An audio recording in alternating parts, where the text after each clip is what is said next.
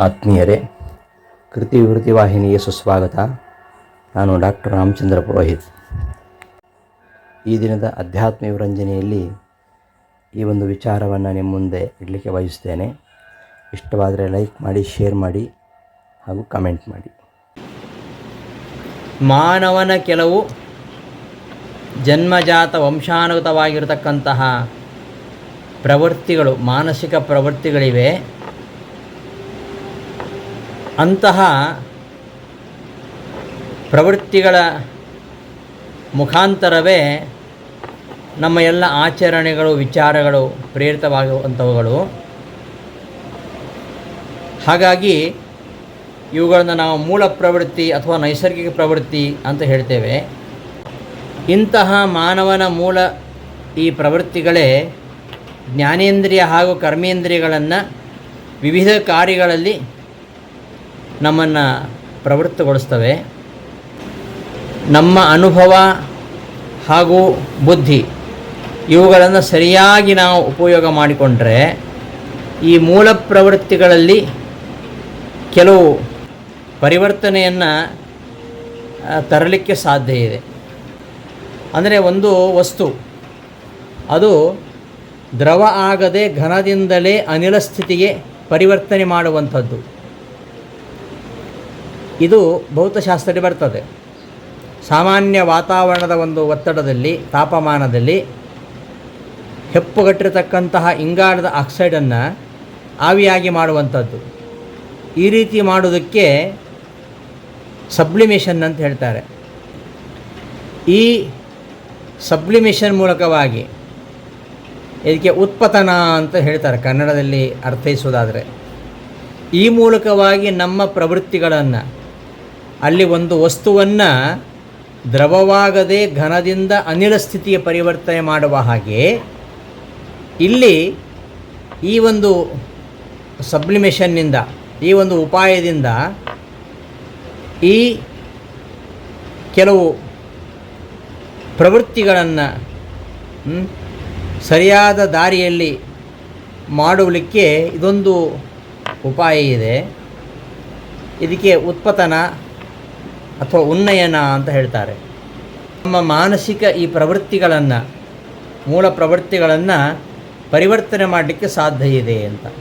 ಮೂಲ ಪ್ರವೃತ್ತಿಗಳು ತಪ್ಪು ದಾರಿಗೆ ಹೋಗದಂತೆ ಅವುಗಳನ್ನು ಸರಿಯಾದ ದಾರಿಯಲ್ಲಿ ಪ್ರವೃತ್ತಿಗಳನ್ನಾಗಿ ಮಾಡುವುದು ಈ ಉಪಾಯದ ಉದ್ದೇಶ. ಈಗ ಮಳೆಗಾಲದಲ್ಲಿ ಹೊಳೆ ತುಂಬಿ ಹರಿಯುತ್ತೆ. ನೀರು ತುಂಬಿದಾಗ ಅಣೆಕಟ್ಟನ್ನು ಕಟ್ಟಿರ್ತಾರೆ. ಅಣೆಕಟ್ಟನ್ನು ಕಟ್ಟಿ ಸ್ವಲ್ಪ ಸಮಯ ಆ ನೀರಿನ ಪ್ರವಾಹವನ್ನು ತಡೆ ಹಿಡಿತಾರೆ. ಮುಂದೆ ಕಾಲುವೆಗಳ ಮುಖಾಂತರ ಹೊಲ ತೋಟಗಳಲ್ಲಿ ಆ ಪ್ರವಾಹವನ್ನು ಹರಿಸ್ತಾರೆ.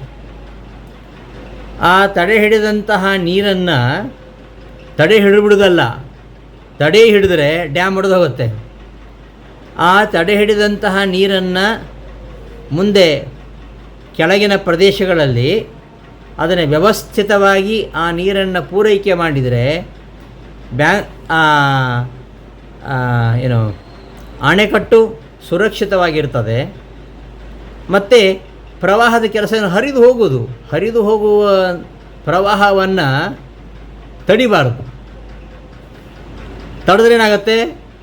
ತಡಿತಕ್ಕಂತಹ ವ್ಯಕ್ತಿ ಕೊಚ್ಕೊಂಡು ಹೋಗ್ತಾನೆ. ಎಷ್ಟೇ ದೊಡ್ಡ ಗೋಡೆಯನ್ನು ಕಟ್ಟಿ ನೀವು, ಅಷ್ಟು ದೊಡ್ಡ ಗೋಡೆಯನ್ನು ಕಟ್ಟಿದಾಗ ಆ ನೀರು ಹೋಗಲಿಕ್ಕೆ ನೀವು ಗೇಟ್ಗಳನ್ನು ಹಿಡದೆ ಹೋದರೆ ಅಣೆಕಟ್ಟೆ ಒಡೆದು ಹೋಗುತ್ತೆ. ಹೋಗ್ತಕ್ಕಂತಹ ಪ್ರವಾಹವನ್ನು ನಿಲ್ಲಿಸಿ ಅಣೆಕಟ್ಟನ್ನು ಕಟ್ಟಿ ನಿಲ್ಲಿಸ್ತಾರೆ. ಆದರೆ ಆ ನೀರನ್ನು ಒಂದು ವ್ಯವಸ್ಥಿತವಾಗಿ ಕಾಲುವೆಗಳ ಮೂಲಕವಾಗಿ ಹೊಲ ತೋಟಗಳಿಗೆ ಬಿಡ್ತಾರೆ ನೋಡಿ. ಅದೇ ರೀತಿಯಲ್ಲಿ ಕೊಚ್ಚಿಕೊಂಡು ಹೋಗ್ತಾ ಇರತಕ್ಕಂಥ ಪ್ರವಾಹ ಹರಿದು ಹೋಗ್ತದೆ. ಮಳೆಗಾಲದಲ್ಲಿ ಸಿಕ್ಕಾಪಟ್ಟೆ ಹರಿದು ಎಲ್ಲ ಮನೆಗಳನ್ನು ಮುಳುಗಿಸಿ ಹೋಗಿ ಸಮುದ್ರಕ್ಕೆ ಸೇರುತ್ತೆ. ಮಳೆಗಾಲ ಮುಗಿದ ಮೇಲೆ ನೀರೇ ಇಲ್ಲ. ಆ ರೀತಿಯಲ್ಲಿ ಹರಿದು ಹೋಗತಕ್ಕಂತಹ ನೀರನ್ನು ವ್ಯರ್ಥ ಮಾಡದೆ ಮನುಷ್ಯ ಬುದ್ಧಿವಂತನಾಗಿದ್ದಾನೆ. ಆ ನೀರನ್ನು ತಡೆ ಹಿಡಿದು ನಿಲ್ಲಿಸ್ತಾನೆ. ಅಣೆಕಟ್ಟುಗಳ ಮೂಲಕವಾಗಿ ತಡೆ ಹಿಡಿದು ನಿಲ್ಲಿಸ್ತಾನೆ. ನಿಲ್ಲಿಸಿಬಿಟ್ಟು ತನಗೆ ಮುಂದೆ ಬೇಕೇ ಬೇಕಾದ ಹಾಗೆ ಆ ನೀರನ್ನು ವಿನಿಯೋಗಿಸ್ತಾನೆ, ಬೇರೆ ಬೇರೆ ಕಡೆಗೆ ವಿನಿಯೋಗಿಸ್ತಾನೆ. ಹೀಗೆ ಹರಿಯತಕ್ಕಂತಹ ಪ್ರವಾಹವನ್ನು ನಿಲ್ಲಿಸಿ ಆ ನದಿಯ ನೀರು, ಒಟ್ಟಾರೆ ನದಿಗೊಂದು ಪಾತ್ರ ಇದೆ, ಆ ಪಾತ್ರ ಮೀರಿ ಹೋಗಲ್ಲ. ಆ ನದಿಯ ನೀರನ್ನು ಹೇಗೆ ಬೇಕು ಹಾಗೆ ಹೋಗದಂತೆ ತಡೆ ಹಿಡಿದು ಮಾತ್ರ ಅಲ್ಲ, ತಡೆದ ಮುಂದೇನು ಮಾಡೋದು, ಅದನ್ನು ಹೇಗೆ ಬೇಕೋ ಹಾಗೆ ಆ ನೀರನ್ನು ಉಪಯೋಗಿಸ್ಕೊಳ್ಳೋದು, ಕಾಲುವೆಗಳ ಮೂಲಕವಾಗಿ ಹೊರತೋಟಗಳಿಗೆ ಆ ಪ್ರವಾಹವನ್ನು ಹರಿಸೋದು. ಅದೇ ರೀತಿಯಾಗಿ ಮೂಲ ಪ್ರವೃತ್ತಿಗಳು ಯಾವತ್ತೂ ತಪ್ಪು ದಾರಿ ಕಡೆಗೆ ಹೋಗ್ತದೆ. ಆ ತಪ್ಪು ದಾರಿಯ ಕಡೆಗೆ ಹೋಗತಕ್ಕಂತಹ ಈ ಮೂಲ ಪ್ರವೃತ್ತಿಗಳ ಪ್ರವಾಹವನ್ನು ಅಣೆಕಟ್ಟು ಕಟ್ಟಿ ತಡಿಬೇಕು. ತಡೆದು ಅದನ್ನು ಯಾವ ಕಡೆ ಬಿಡಬೇಕು, ಸರಿಯಾದ ದಾರಿಯಲ್ಲಿ ಆ ಪ್ರವೃತ್ತಿ ಆಗುವಂತೆ ಮಾಡಬೇಕು. ಸರಿಯಾದ ದಾರಿಯಲ್ಲಿ ಪ್ರವೃತ್ತಗಳಾಗುವಂತೆ ಮಾಡುವುದು ಇದರ ಉದ್ದೇಶ, ಆ ಅಣೆಕಟ್ಟಿನಂತೆ. ಈಗ ನಮ್ಮ ಮೂಲ ಪ್ರವೃತ್ತಿಗಳು ತಪ್ಪು ದಾರಿಯಲ್ಲಿ ಹೋಗದಂತೆ ಅವುಗಳು ಸರಿಯಾದ ದಾರಿಯಲ್ಲಿ ಮುಂದುವರಿಯಂತೆ ಇಂದ್ರಿಯಗಳಿಗೆ ಸರಿಯಾದ ಸಂಸ್ಕಾರವನ್ನು ಕೊಡುವಂಥದ್ದು. ನಮಗೇನಾಗತ್ತಂದರೆ, ಒಂದು ವಸ್ತು ಬಯಸ್ತೇವೆ, ಬಯಸಿದ್ದು ಸಿಕ್ಕಿದೇ ಇದ್ದಾಗ ಸಿಟ್ಟು ಬರುತ್ತೆ. ಸಂಗಾತ್ ಸಂಜಾಯತೆ ಕಾಮಃ, ಕಾಮಾತ್ ಕ್ರೋಧೋಭಿಜಾಯತೆ. ಅದೊಂದು ಚೈನ್. ಅದು ವಸ್ತು ಸಿಗದೇ ಇದ್ದಾಗ ಸಿಟ್ಟು ಬರುತ್ತೆ, ಅದು ಸ್ವಾಭಾವಿಕ. ಆದರೆ ಬುದ್ಧಿವಂತ ಏನು ಮಾಡ್ತಾನೆ, ಆ ಸಿಟ್ಟನ್ನು ಪರರ ಪೀಡೆಗಾಗಿ ಉಪಯೋಗಿಸದೆ ದುಷ್ಟರ ಮನಕ್ಕಾಗಿ, ದುಷ್ಟರನ್ನು ಪರಿವರ್ತನೆ ಮಾಡಲಿಕ್ಕೋಸ್ಕರವಾಗಿ ಆ ಸಿಟ್ಟನ್ನು ಉಪಯೋಗಿಸ್ಕೊಳ್ತಾನೆ ಅಂತ. ಹೀಗೆ ನುಗ್ಗಿ ಹರಿಯುವ ಪ್ರವಾಹವನ್ನು ವ್ಯರ್ಥವಾಗಂತೆ ತಡೆದು ನಿಲ್ಲಿಸಿ ಅದನ್ನು ಉಪಯೋಗವಾಗುವ ರೀತಿಯಲ್ಲಿ ಆ ನೀರನ್ನು ಹರಿಸುವಂತೆ ಈ ಮೂಲ ಪ್ರವೃತ್ತಿಗಳು ತಪ್ಪು ದಾರಿಗೆ ಹೋಗದಂತೆ ಸರಿಯಾದ ದಾರಿಯಲ್ಲಿ ಅವುಗಳು ಮುಂದುವರಿಯುವಂತೆ ಇಂದ್ರಿಯಗಳಿಗೆ ಸಂಸ್ಕಾರವನ್ನು ಕೊಡುವಂಥದ್ದು ಇದರ ಉದ್ದೇಶ. ಈ ಮೂಲ ಪ್ರವೃತ್ತಿ ಕಾಮ ಕೆರಳಿದಾಗ ಸ್ತ್ರೀ ಪುರುಷರು ಪರಸ್ಪರ ಸಮೀಪ ಆಗ್ತಾರೆ. ಆದರೆ ವಿವೇಕಿ ಆದವನು ಏನು ಮಾಡ್ತಾನೆ, ಈ ಬಯಕೆಯನ್ನು ಸೀಮಿತ ವ್ಯಕ್ತಿಯಲ್ಲಿ ಮಾತ್ರ, ಗಂಡಸೇ ಆಗಲಿ ಹೆಂಗಸೇ ಆಗಿರಲಿ, ಸೀಮಿತ ವ್ಯಕ್ತಿಯಲ್ಲಿ ಮಾತ್ರ ಅದನ್ನು ಸೀಮಿತಗೊಳಿಸ್ತಾನೆ. ಹಾಗೆ ಸಾಧಕ ಏನು ಮಾಡ್ತಾನೆ, ಇನ್ನೂ ಸ್ವಲ್ಪ ಮುಂದೆ ಹೆಜ್ಜೆ ಹೋಗಿ ಸ್ತ್ರೀಯಾಗಲಿ ಪುರುಷರಾಗಲಿ ಆ ಸ್ತ್ರೀ ಪುರುಷ ಬದಲಾಗಿ ಸಾಕ್ಷಾನ್ ಮನ್ಮಥನಾಗಿರ್ತಕ್ಕಂತಹ ಹರಿಯ ಸಾಮೀಪ್ಯವನ್ನು ಬಯಸ್ತಾನೆ. ಹೀಗೆ ಮೂಲ ಪ್ರವೃತ್ತಿಗಳಿಂದ ಪ್ರೇರಿತವಾಗಿರತಕ್ಕಂತಹ ಇಂದ್ರಿಯಗಳು ಬಾಹ್ಯವಾಗಿರತಕ್ಕಂತಹ ವೈಶಿಕ ಭೋಗಗಳನ್ನು ಬಯಸುವುದು ಸ್ವಾಭಾವಿಕ. ಆದ್ದರಿಂದ ಆ ಇಂದ್ರಿಯಗಳು ಬಾಹ್ಯ ವಸ್ತುಗಳಲ್ಲಿಯೇ ಆಸಕ್ತವಾಗಿರ್ತವೆ. ಆದರೆ ಜ್ಞಾನಿ ಏನು ಮಾಡ್ತಾನೆ, ಅವ ಸರಿಯಾಗಿ ವಿಚಾರ ಮಾಡಿ ತನ್ನ ಇಂದ್ರಿಯಗಳ ಬಯಕೆಯನ್ನು ಅಂತರ್ಮುಖಿಯನ್ನಾಗಿ ಮಾಡಿ ತನ್ನ ಅಂತರ್ಗತನಾಗಿರತಕ್ಕಂತಹ ಶ್ರೀಹರಿಯನ್ನು ಕಂಡು ಅವನು ಆನಂದಿತನಾಗ್ತಾನೆ. ಈ ರೀತಿಯಾದ ಯೋಗ್ಯತೆ ಯಾರಿಗಿಲ್ವೋ ಅವನು ಹರಿಯನ್ನು ಕಾಣದೆ ಅವನು ದುಃಖವನ್ನು ಅನುಭವಿಸ್ತಾನೆ. ಇದನ್ನೇ ಆ ಉಪನಿಷತ್ತಿನಲ್ಲಿ ನಿರೂಪಣೆ ಮಾಡಿದ್ದಾರೆ. ಹೀಗೆ ಸಂಯಮ ಅಥವಾ ಇಂದ್ರಿಯ ನಿಗ್ರಹ ಇವುಗಳ ಮೂಲಕವಾಗಿ ಈ ತನ್ನ ಮನಸ್ಸನ್ನು ನಿಯಂತ್ರಣ ಮಾಡಿಕೊಳ್ಬೇಕು. ಅದನ್ನೇ ದಮ ಇಂದ್ರಿಯ ನಿಗ್ರಹ ಅಂತ ಭಾಗವತ ಹೇಳುತ್ತೆ. ಎಲ್ಲ ಇಂದ್ರಿಯಗಳನ್ನು ಭಗವಂತನಲ್ಲಿ ಆಸಕ್ತವನ್ನಾಗಿ ಮಾಡು. ಅದನ್ನು ಅನೇಕ ಕಡೆಯಲ್ಲಿ ಭಾಗವತದಲ್ಲಿ ನಿರೂಪಣೆ ಮಾಡಿದ್ದಾರೆ. ಈ ನಮ್ಮ ಮಾನಸಿಕ ಮೂಲ ಪ್ರವೃತ್ತಿಗಳನ್ನು ದೂರ ಮಾಡಿ ಅವುಗಳನ್ನು ನಿಗ್ರಹ ಮಾಡುವ ಶಕ್ತಿಯನ್ನು ಕೊಡುವು ಎಂಬುದಾಗಿ ಗೋಪಾಲದಾಸರು ಕೇಳ್ತಾರೆ. ನಿನ್ನ ಹಂಬಲಿಸದೆ ಅನ್ಯ ವಿಷಯಗಳಿಗೆ ಎನ್ನನ್ನು ಒಪ್ಪಿಸುವುದು ವಿಹಿತವೇ, ಮನ್ನಿಸಿ ದಯದಿ ನೀ ಎನ್ನ ಪಾಲಿಸಲು ನಾನಿನ್ನ ನೇಮಕ್ಕೆ ಪ್ರತಿಕೂಲನೇ. ತನುವು ತನ್ನದು ಅಲ್ಲ ತನು ಸಂಬಂಧಿಗಳೆಂಬೋ ತನುವ್ಯಾರೋ ತಾನ್ಯಾರೋ ಅವರಿಗೆ ಧನ ಮೊದಲಾದ ವಿಷಯಗಳ ಅನುಭವ ಹಿಂದಿನ ದೇಹದಂತಲ್ಲವೇ? ಇಂದ್ರಿಯಗಳು ವಿಷಯದಿಂದ ತೆಗೆಯಲು ಗೋವಿಂದ ಎನ್ನ ವಶಕ್ಕೆ ಬಾರವೋ? ಇಂದ್ರಿಯರಸ ಬ್ರಹ್ಮಾದಿ ವಂದಿತ ನಿನ್ನ ಬಂಧಕ ಶಕ್ತಿಗೆ ನಮೋ ನಮೋ ಎಂಬುದಾಗಿ ಗೋಪಾಲದಾಸರು ಈ ಮನಸ್ಸಿನ ಮೂಲ ಪ್ರವೃತ್ತಿ, ಅದೇ ನಾನು ನಂದು ಅಂತ ಮಮತೆಯನ್ನು ಕೊಟ್ಟು ಯಾಕೆ ದಣಿಸ್ತೀಯಾ ಅಂತ ಬಹಳ ಮಾರ್ಮಿಕವಾಗಿ ಭಗವಂತನಲ್ಲಿ ಪ್ರಾರ್ಥನೆ ಮಾಡ್ತಾರೆ.